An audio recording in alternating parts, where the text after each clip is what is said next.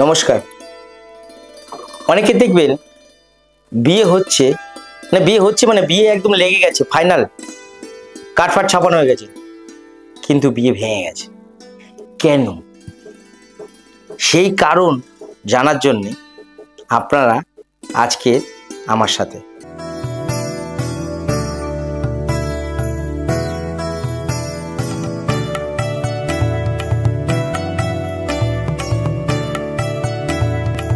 নমস্কার, জয় মাতারা, জয় মা কামাখ্যা, হারা হারা মহাদেব, জয় শিবশম্ভু, জয় মহাকাল।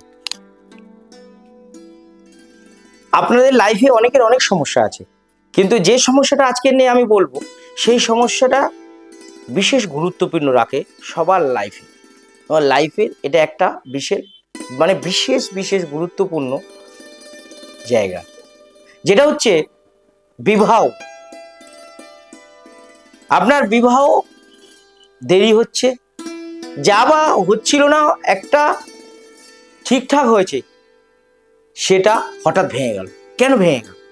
আপনার কারণে ভাঙলো, না আপনার পাত্রপক্ষের জন্য ভাঙলো, না পাত্রপক্ষের জন্য ভাঙলো, পাত্রপক্ষের মায়ের জন্য ভাঙলো, না পাত্রপক্ষের মায়ের জন্য ভাঙলো, না পাত্রপক্ষের বাবার জন্য ভাঙলো, না পাত্রপক্ষের বাবার জন্য ভাঙলো। জানতে বিস্তর দেখুন আমার এই আলোচনা বিষয়টি, পুরোটা না টেনে আপনারা পুরো অনুষ্ঠানটা দেখুন। তার মধ্যে আপনারা একটি টিপসে বিবাহ হবেই, সেটা ব্যবস্থা আমি এই আলোচনার মাধ্যমেই বলে দেব। অনেকগুলো কারণে বিবাহ হঠাৎ করে ভেঙে যায়, বিবাহ হয় না। কেন হচ্ছে না, কেন বিবাহ ভেঙে যাচ্ছে? ফার্স্ট হচ্ছে ছন্ন ছাড়া যোগ। আপনার জন্ম ছকে যদি ছন্ন ছাড়া যোগ থাকে, তাহলে কিন্তু যখনই আপনার বিয়ে ঠিক হবে কিছুদিনের মধ্যে সেই বিয়েটা ভেঙে যাবে। এমনকি কাঠ ছাপানো হয়ে গেছে, বিয়ের দিনক্ষণ ঠিক হয়ে গেছে, কিন্তু বিয়ে ভেঙে গেছে, বিয়ে হচ্ছে না, ছন্ন ছাড়া যোগ। আর কারণ কি? মাঙ্গলিক। যদি আপনার জন্ম ছকে মঙ্গল সমস্যায় পড়ে থাকে, মঙ্গলের সমস্যা থাকে 1, 4, 8, 12 সপ্তমে যদি মঙ্গল থাকে, এবং সেখানে বিবাহ বিলম্ব হবে, এবং বিবাহে যদি বাধা থাকে সেটাও হবে না। এবং যদি আপনার বিবাহ ঠিক হয়ে যায়, বিয়ের পিঁড়িতে বসলেও সেই বিবাহটি ভেঙে যেতে পারে। তার কারণ মাঙ্গলিক। আবার কি কারণে বিয়ে ভেঙে যেতে পারে? বিয়ে ঠিকঠাক হয়ে গেল, আশীর্বাদ হয়ে গেছে, তাও সেই বিয়ে ভেঙে যাচ্ছে। কেন জানেন? আপনার মাঙ্গলিক নেই, আপনার ছন্ন ছাড়া যোগ নেই। ছেলেরও মাঙ্গলিক নেই বা মেয়েরও মাঙ্গলিক নেই, মেয়েরও ছন্ন ছাড়া যোগ নেই, ছেলেরও ছন্ন ছাড়া যোগ নেই। তাহলে কার জন্য বিয়েটা ভাঙলো? আপনার মায়ের জন্মছকে ছন্ন ছাড়া যোগ রয়েছে। সেই ছন্ন ছাড়া যোগটা, আপনার মার যে এখন বয়স, সেই বয়সের সাথে ছন্ন ছাড়া যোগটা শুরু হয়েছে। সেই ছন্ন ছাড়া যোগের জন্য আপনার কিন্তু বিবাহে এরকম বাধা পড়ে গেল, বা বিবাহ হলো না, বিবাহ ভেঙে গেল। যখনই দেখবেন এরকম সমস্যা, কি করবেন? দীপক শাস্ত্রী আছে, কাজ করে দেবে, অবশ্যই হবে। টিপসটা করবেন। আমি তো বলেছি আপনাদের সাথে, আপনাদের কাছে, আপনাদের পাশে সবসময় দীপক শাস্ত্রী আছে। তাই এরকম যদি কোনো সমস্যার মধ্যে পড়তে হয়, তাহলে যেটা করবেন, তাহলে বিয়ে আটকাবে না, বিয়ে ভাঙবে না, বিয়ে হয়ে যাবে। তবে আপনি পরে জন্মছকটা আমাকে দেখিয়ে নেবেন, ভবিষ্যতে যেন আপনার সমস্যা না হয়। আমার টিপসে কাজ হয়ে যাবে, বিয়ে হয়ে যাবে, কিন্তু বিয়ের পরে যদি সমস্যা হয় সে দায়ী কিন্তু আমার না।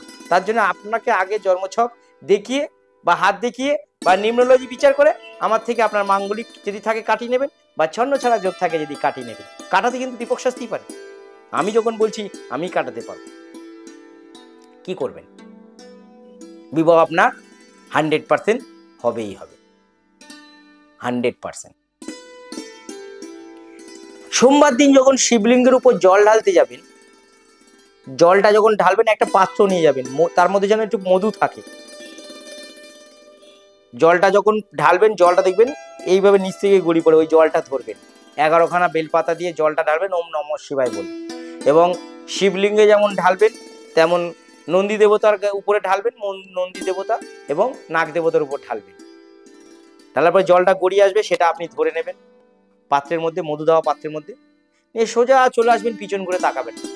ওই মধুর মধ্যে যে জলটা আছে, ওই মধু সমেত জল 7 দিন পর পর আপনি সোমবার থেকে শুরু করে স্নান করে নেবেন।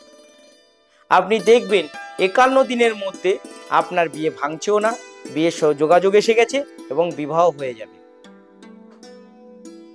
যতই আপনার খারাপ যোগ থাক না কেন। আর যদি না হয় তাহলে আপনাকে কমেন্ট বক্সে লিখে পাঠাতে হবে যে স্যার আমার তো এরকম ছিল, আমি করলাম, আমার হলো না। তাহলে আপনার বাস্তুকে ঠিক করতে হবে। আপনার যদি মার কোনো সমস্যা থাকে বা আপনার সমস্যা থাকে, সেটাকেও তাহলে ঠিক করতে হবে। কিন্তু এতে কিন্তু পরীক্ষিত করা আমি যতগুলো দিয়েছি, মানে এরকম যাদেরকে দিয়েছি, আজকের ইউটিউব চ্যানেলে দিচ্ছি, ফেসবুকে, ইনস্টাগ্রামে দিচ্ছি, কারণ সবার অনুরোধে। আমি যাদের আগে দিয়েছি, তাদের কিন্তু কাজ হয়েছে এবং বিবাহ হয়েছে, এবং তারা বিবাহের পরে আমার কাছ থেকে সমস্যা কাটিয়ে নিয়েছে, বিবাহের আগেও অনেকে সমস্যা কাটিয়ে নিয়েছে। তাই এরকম সমস্যা যদি থেকে থাকে, কমেন্ট বক্সে লিখে আপনি জানাতে ভুলবেন না, এবং আপনি শেয়ার করতে ভুলবেন না, কারণ আপনার মতন কারো না কারো সমস্যা আছে, তাদেরকে আপনি শেয়ার করে সুযোগ করে দিন। আপনি সাবস্ক্রাইব করে দিন আমার চ্যানেলটা এবং লাইক করে দিন। আমি আপনাদের সাথে, আপনাদের পাশে, আপনাদের কাছে সবসময় আছি, থাকব। নমস্কার, সবাই ভালো থাকবেন, সুস্থ থাকবেন। হারা হারা মহাদেব, জয় শিব শম্ভু।